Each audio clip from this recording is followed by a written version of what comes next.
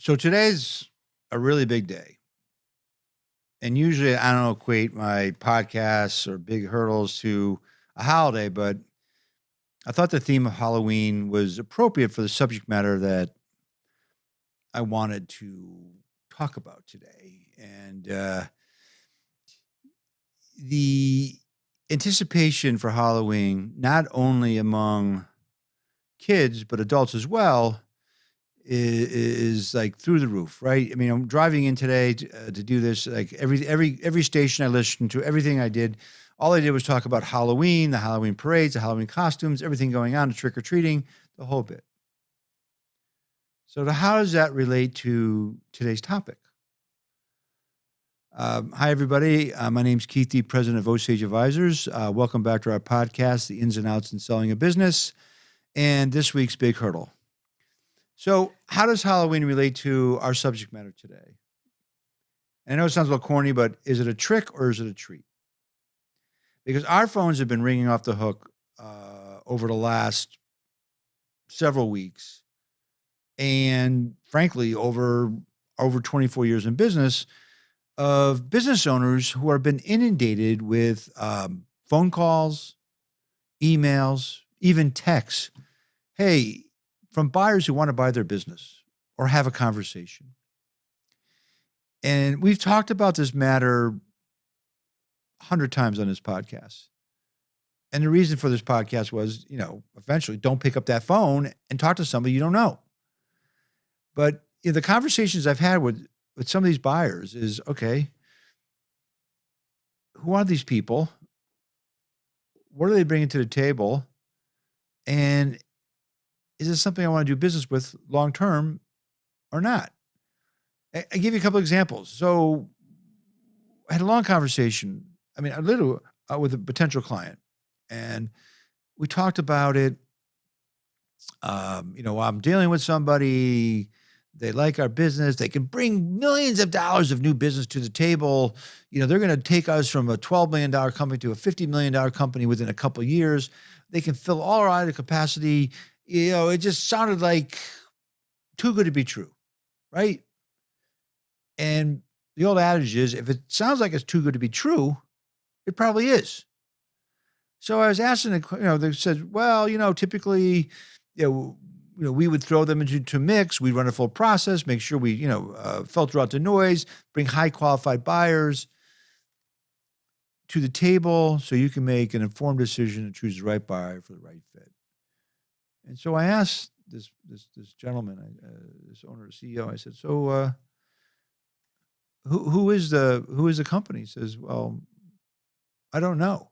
I said, what do you mean? He's been talking to a buy-side advisor for 3 months. And the buy-side advisor, in this case, did not disclose the buyer. I mean, and he's had multiple conversations with them. I mean, so think about it. You're trying to run a company.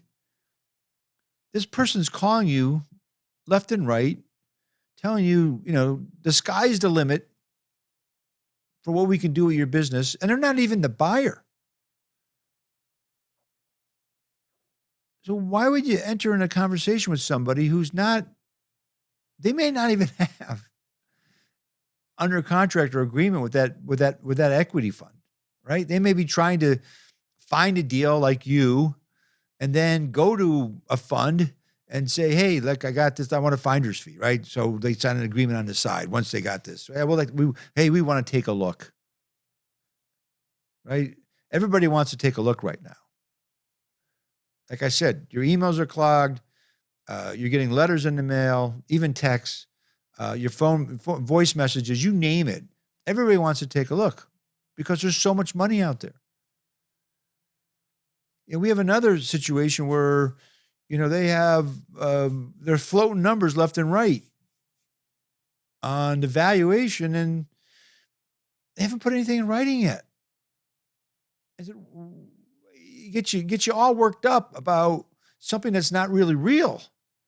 I mean, typically if you're dealing with a firm, especially larger deals, it has to go through a process, has to go through an investment committee.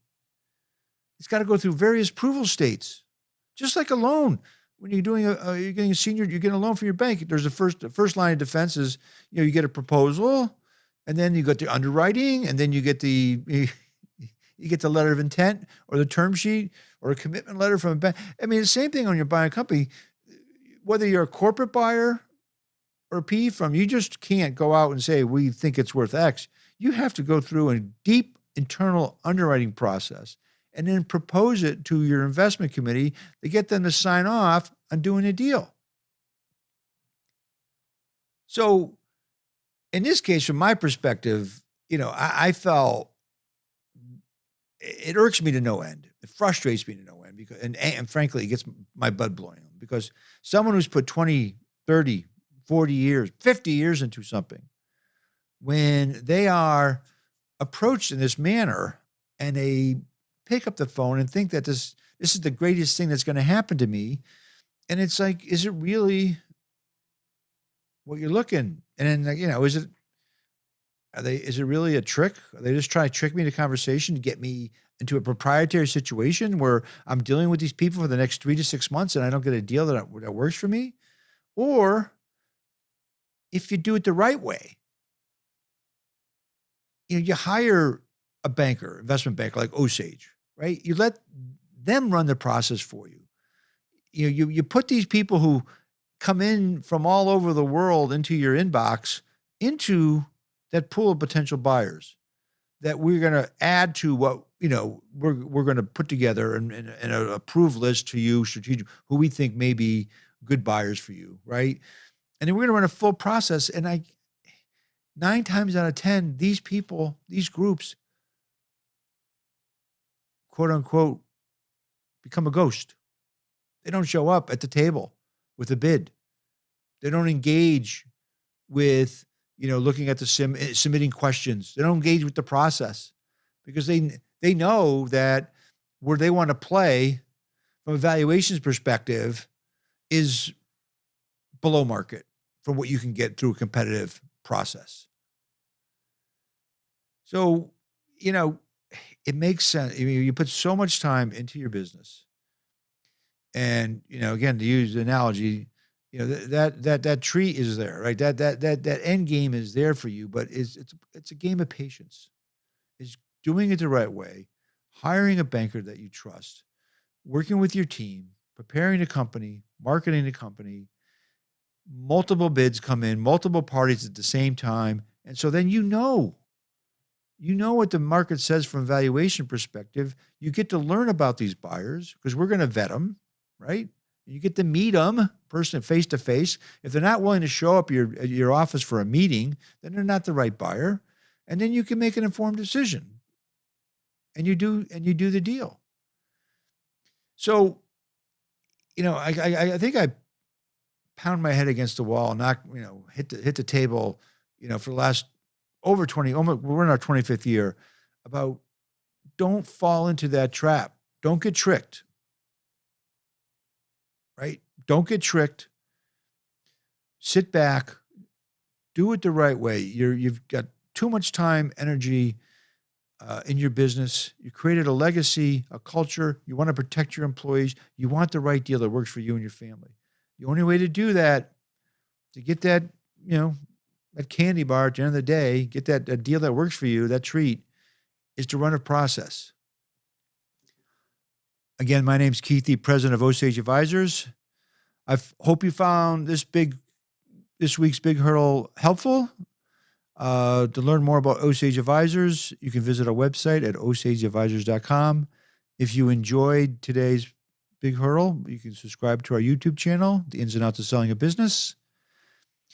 If you have any questions, please feel free to email me at kdee@osageadvisors.com or pick up the phone and give me a call at 860-767-3273, extension 1001. Thanks again for being with us, and have a great day.